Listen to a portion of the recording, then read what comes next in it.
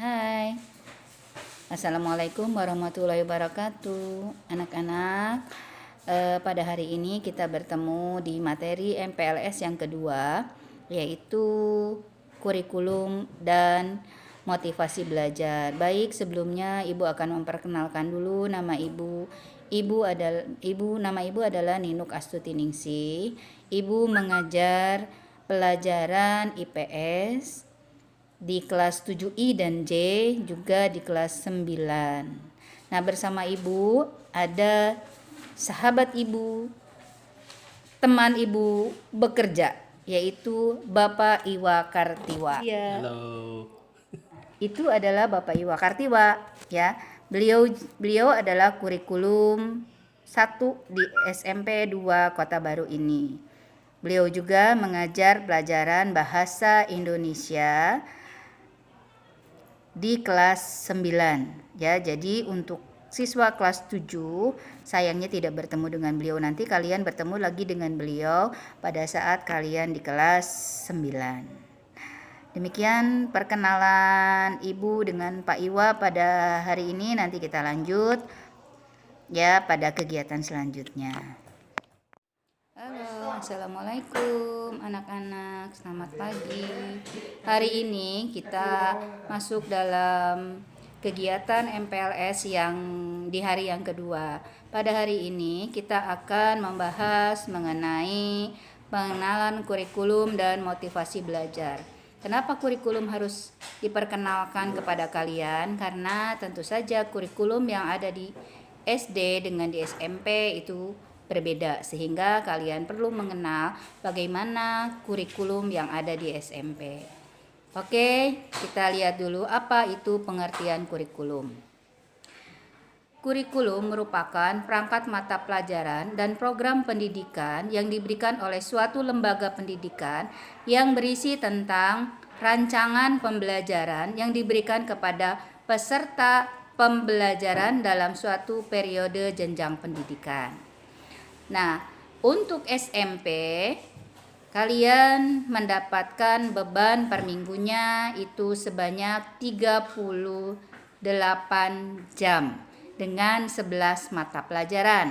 Ada yang pertama ada pelajaran PAI, kemudian ada pelajaran PKN, ada pelajaran bahasa Indonesia, pelajaran bahasa Inggris, matematika, IPA, IPS, seni budaya, kemudian olahraga, kemudian yang ke-10 itu adalah TIK, teknologi informatika, dan yang terakhir itu adalah bahasa daerah.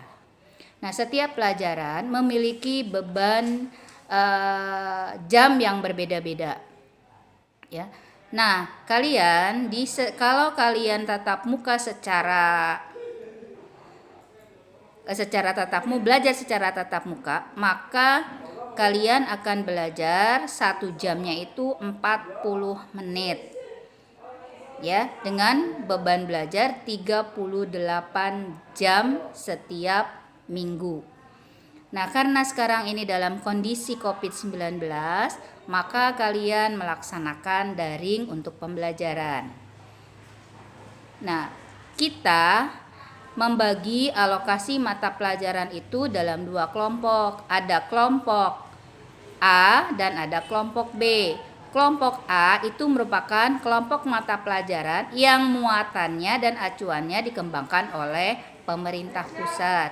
Seperti apa saja? Contohnya seperti pendidikan agama, kemudian PKN, bahasa Inggris, matematika, IPA, IPS, kemudian kesenian, juga termasuk pendidikan olahraga. Ya, sedangkan untuk kelompok B itu adalah kelompok mata pelajaran yang dikembangkan oleh pemerintah daerah. Ya, di sini kita punya wewenang untuk mengembangkan pelajaran itu sesuai dengan kondisi dari tempat sekolah kita ada. Ya, termasuk contohnya adalah muatan lokal bahasa daerah. Kita menggunakan muatan lokal bahasa Sunda. Ya. Nah, demikian anak-anak ya. Itu yang harus kalian ketahui dan yang paling harus kalian pahami adalah dari 11 mata pelajaran itu kalian akan bertemu dengan 11 orang guru ya yang berbeda-beda, atau mungkin ada 1 atau 2 mata pelajaran yang gurunya sama. Ya, itu tidak jadi masalah, berarti berbeda dengan di SD. Kalau di SD kalian belajar itu sesuai dengan satu kelas, berarti cuma 1 guru. Kalau di sini kalian di kelas 7 kalian akan bertemu dengan 11 orang guru, di mana salah satunya adalah wali kelas kalian. Ya, itu yang harus kalian mengerti. Silahkan kalian masuk ke grup WA, link dari WA atau Telegram ya, masing-masing mapel. Jadi setiap mata pelajaran itu memiliki link dan setiap tugas-tugas selama daring akan dilakukan itu melalui link ya. Nanti oleh wali kelas kalian disebarkan ke kelas, kemudian kalian buka link dari setiap mapel. Jadi kalau hari ini pelajaran agama, berarti kalian buka link agama sesuai dengan kelasnya masing-masing. Ya, demikian anak-anak, selamat bergabung dengan SMP Negeri 2 Kota Baru.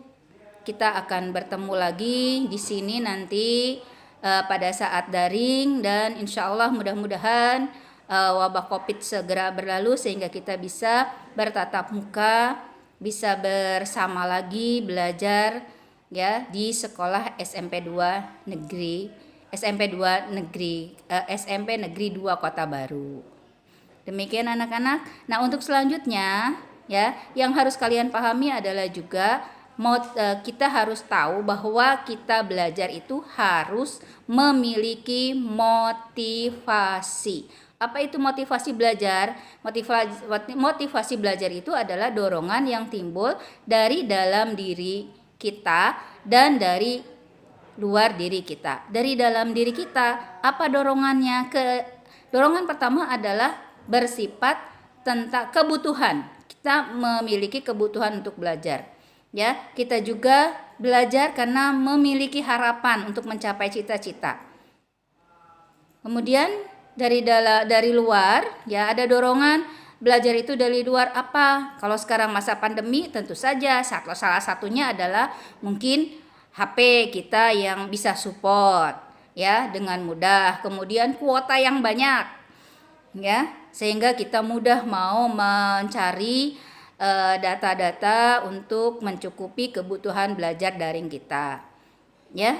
Kemudian lingkungan yang kondusif ya, itu mungkin nanti untuk lebih jelasnya bagaimana motivasi belajar, Ibu akan kirimkan juga berikut ini YouTube ya, yang membantu kalian untuk bisa lebih memahami apa itu motivasi belajar. Demikian anak-anak, sekali lagi selamat bergabung dengan di SMP 2 Kota Baru. Selamat belajar dan selalu semangat. Jangan lupa tetap jaga jarak dan protokoler COVID-19. Assalamualaikum warahmatullahi wabarakatuh.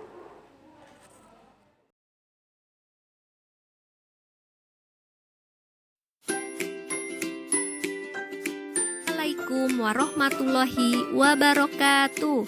Khairu jalisin fi zamani kitabun. Sebaik-baik teman duduk pada setiap waktu adalah buku. Apa kabar anak-anak hebat? Semoga kalian tetap semangat. Sekarang kalian akan melihat tayangan motivasi yang dapat meningkatkan motivasi belajar selama di rumah. Pada saat ini, pemerintah menganjurkan kita untuk belajar di rumah. Hal tersebut dilakukan untuk mengurangi penyebaran COVID-19. Menghadapi kondisi seperti itu, tidak sedikit dari kalian yang merasa bosan dan jenuh belajar di rumah. Apa saja yang dapat kalian lakukan untuk meningkatkan motivasi belajar? Pertama, dengan menentukan cita-cita akan memperkuat semangat belajar dan memilih cara belajar yang tepat buat kamu. Resiko dan hadiah yang ditentukan sendiri akan menambah keinginan untuk belajar. Pada akhirnya, keinginan belajar lama-kelamaan akan berubah menjadi suatu kebutuhan. Resiko yang kamu tentukan harus dapat dilakukan. Misalnya, jika kalian tidak belajar, maka tidak bermain gadget, tidak menonton televisi, tidak bermain bersama adik atau kakak. Begitupun hadiah yang kamu tentukan harus dapat menambah semangat belajar kalian. Misalnya, ketika kamu belajar, maka boleh bermain bersama, bisa membeli buku baru, bisa menonton televisi. Dengan mengukur kemampuan dalam belajar, kamu dapat menyesuaikan cara belajar serta durasi yang tepat, sehingga ketika kamu belajar tidak akan mudah bosan dan kehilangan semangat. Sebelum belajar, siapkan kondisi fisik dalam kondisi prima. Selalu menjaga kesehatan dengan rutin berolahraga, makan teratur, istirahat cukup, dan jangan begadang. Adalah hal yang dapat dilakukan untuk menjaga kesehatan. Ketika belajar, pastikan perasaan kita nyaman. Belajar dalam keadaan terpaksa akan membuat belajar terasa melelahkan dan cepat bosan. Sebelum belajar, persiapkan lingkungan belajar yang nyaman. Bersihkan tempat belajar, hindari tempat belajar yang banyak gangguan. Setiap orang memiliki kondisi yang dapat berubah karena proses interaksi dengan lingkungan. Di antaranya, perhatian, ingatan, dan kemampuan berpikir. Kondisi-kondisi tersebut sangat penting dalam meningkatkan kemampuan dan motivasi belajar. Dalam kondisi pandemik ini, untuk meningkatkan kemampuanmu, maka dapat meminta pendampingan orang tua dalam belajar, berdiskusi dengan teman, atau bertanya kepada guru melalui daring. Nah, sekarang apa yang harus dilakukan untuk meningkatkan motivasi belajar? Merencanakan tujuan belajar, menyiapkan diri sebelum belajar, menghindari gangguan dalam belajar. Sering berinteraksi dengan hal-hal positif untuk membentuk pengalaman yang berguna. Baiklah, setelah kalian mengikuti tayangan ini, kalian sudah tahu apa yang harus kalian lakukan untuk meningkatkan motivasi belajar. Nah, tentukan langkahmu untuk maju. Seperti dalam sabda Rasulullah Shallallahu Alaihi Wasallam berikut, barang siapa menempuh satu jalan untuk mendapatkan ilmu, maka Allah pasti mudahkan baginya jalan menuju surga. Hadis riwayat Muslim. Nah, ayo, tunggu apa lagi? Lakukan dari saat ini. Wassalamualaikum warahmatullahi wabarakatuh.